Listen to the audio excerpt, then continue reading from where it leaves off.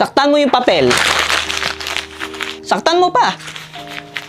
O ngayon, mag-sorry ka sa papel. Umokay ba yung papel? Hindi, di ba? Alokin mo ng 1K yung papel. Yun oh, okay na. Kapag sinabihan ka ng boss mo na tamad ka tsaka wala kang ambag sa team nyo, huwag ka na malungkot, okay? Hindi ka niya minamaliit. Sabihin mo sa mga katropa mo, hindi ka makakasama sa kanila kasi may work ka. Sabihin mo naman sa mga kasama mo sa work, magli-leave ka muna kasi kailangan mong samahan yung pamilya mo. Sabihin mo naman sa pamilya mo, lalabas ka muna kasi sasamahan mo yung tropa mo. Ayan, pwede ka na mag-chill, wala nang istorbo sa'yo. Kapag feeling mo wala ka nang mararating sa buhay, baka nga totoo. Kasi ikaw lang naman talaga ang pinaka-nakakakilala sa sarili mo eh. Pero wag ka masyadong hard sa sarili mo. Take it on a positive light. Ibig sabihin, na-reach mo na agad yung full potential mo as a person at sa ganyang edad lang ha. Alam mo ba na nung ginawa ni Michael Jackson ang first ever moonwalk sa Motown 25, tingin niya pangit yung performance niya. Isa sa mga reason ay dahil hindi niya na-sustain ng matagal yung toe stand niya after ng moonwalk. And nalaman niya lang na maganda yung performance niya dahil sinabi sa kanya ng bata na maganda yung performance niya. And naniwala siya kasi daw ang bata hindi nagsisinungaling. Kaya pag ikaw sinabihan ka ng bata na pangit ka, hihi!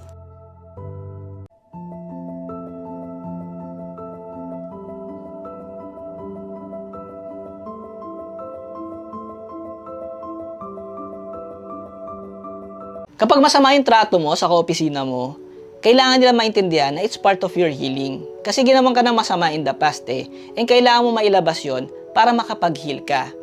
Pero pag masama ang trato sa'yo ng kaopisina mo, masama talaga ugali niya, no? Anak siya ni Satanas.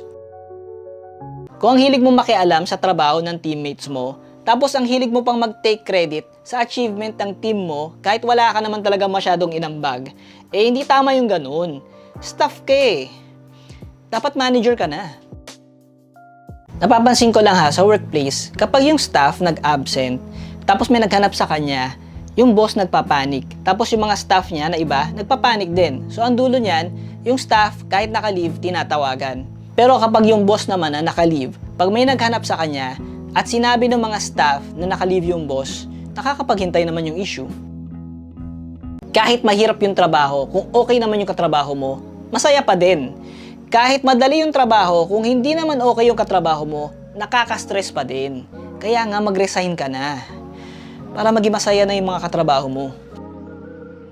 Mahalaga yung mga lolo't lola natin kasi sila yung nag-alaga sa mga magulang natin.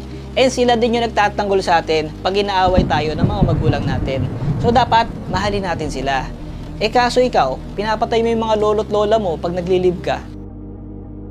Pag meron sa office nyo na napakatamad, ang lakas makipagplastikan at saka napakasama ng ugali, huwag mo siyang kakainisan. Dapat nga mahalin mo pa siya Kasi obligasyon mo na mahalin yung sarili mo.